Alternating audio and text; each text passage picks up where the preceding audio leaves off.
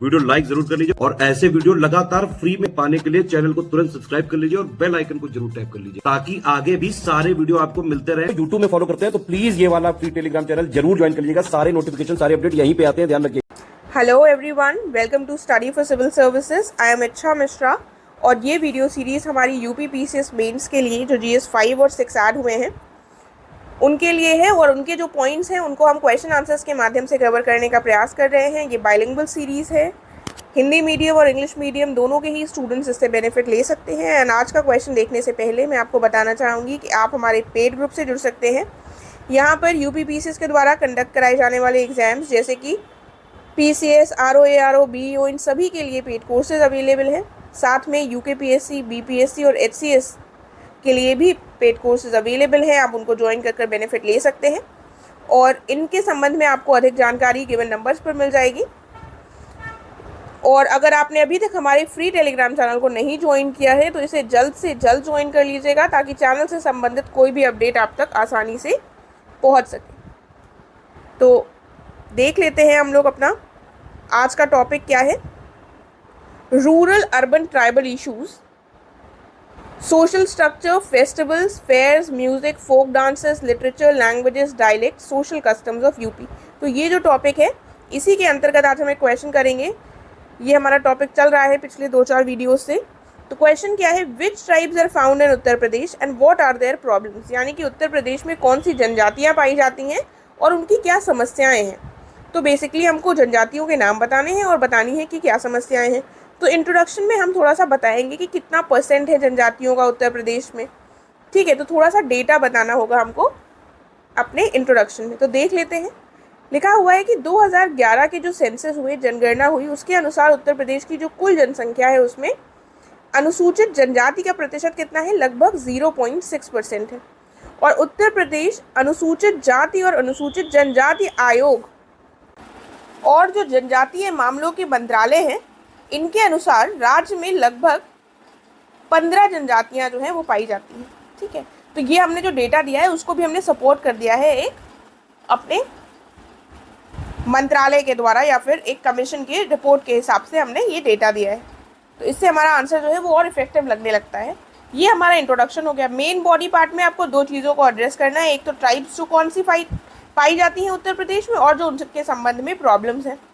तो अब ट्राइब्स कौन कौन सी पाई जाती हैं, तो जो 15 ट्राइब्स हैं इनमें कौन कौन सी आती हैं, थारू, बुक्सा, भोटिया, राजी, जौनसारी, गोंड, खरवार, पहरिया, सहरिया, बैगा, पंखा, अगरिया, पत्री, चेरो, भुइया, ये सारी ट्राइब्स पाई जाती हैं। आप क्या कर सकते हैं, थोड़ा सा अपने आंसर को इनोवेटिव बनाने के लिए उत्तर प्रदेश का मैप बनाइए और जहाँ उस डिस्ट्रिक्ट को मार्क कीजिए और जहाँ पर जो फिर ट्राइब पाई जाती है उसके बारे में लिखिए। हालांकि ये जो है ये थोड़ा टाइम कंज्यूमिंग हो जाएगा और आपके पास इतना टाइम नहीं रहता कि आप डिस्ट्रिक्ट को भी मार्क करें और जो वहाँ पर पाई जाने वाली ट्राइब है उसको भी लिखें। लेकिन आपके ऊपर है, अगर आप कर सकते हैं तो ऐसे किया जा सकता है। उसके बाद अब हमको बतानी है समस्याएँ। क्या समस्याएँ हैं, तो अब आप खुद सोचने की कोशिश कीजिए कि क्या समस्याएँ हैं, ट्राइबल इशूज़ क्या हैं।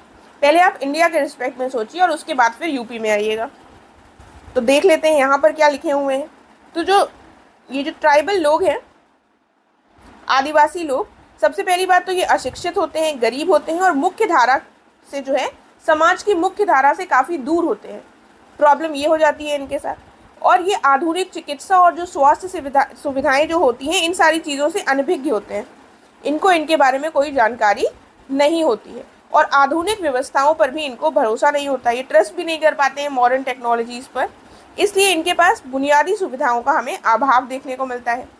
एग्जाम्पल के रूप में हम देख सकते हैं कि जो माहीगीर जनजाति है इसके जो लोग हैं ये स्पिरिट का प्रयोग करते हैं, जो स्पिरिट होती है उसका प्रयोग करते हैं और ये इसके शराब के रूप में पीते हैं। और कई बार देखा जाता है कि इसको पीने से लोगों की मृत्यु हो जाती है, लेकिन तब भी इसको ये फॉलो करते आए हैं और इसी को ये प्रयोग में ला रहे हैं।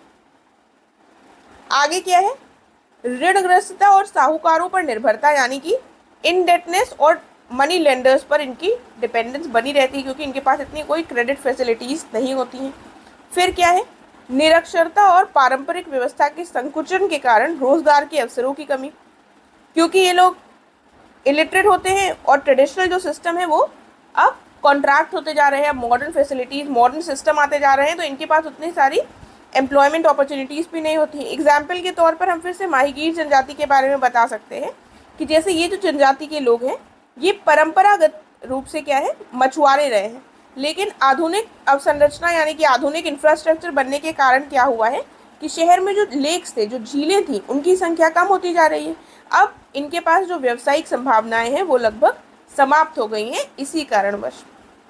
उसके बाद अगला क्या पॉइंट है, भूमि अतिक्रमण और भूमि हस्तांतरण की समस्या, यानी कि लैंड एनक्रोचमेंट और लैंड ट्रांसफ़र की समस्या।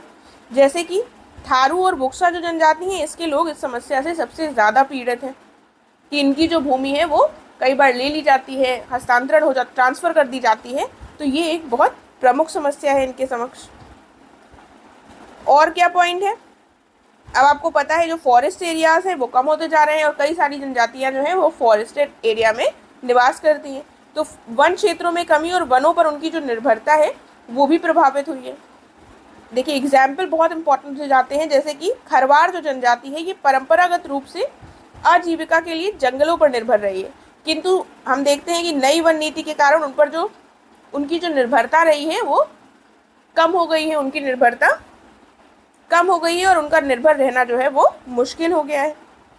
आगे क्या है, आदिवासियों को अक्सर हम देखते हैं कि ज़बरदस्ती समाज में एकीकृत किया जाता है, जिससे उनकी जो अनूठी सांस्कृतिक विशेषताएं होती हैं, जो उनकी कल्चरल वैल्यूज़ होती हैं, जो काफ़ी डिफरेंट होती हैं, वो कहीं ना कहीं खो जाती हैं और साथ में उनका जो हैबिटाट है, जो निवास स्थान है, वो भी खतरे में पड़ जाता है।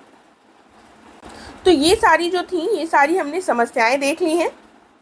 ट्राइबल लोग होते हैं उनकी, अगर इनके अलावा आपके पास कोई और समस्या आपको नज़र आ रही है तो आप शेयर कर सकते हैं कमेंट में और मैं भी उसको देखने का प्रयास करूँगी।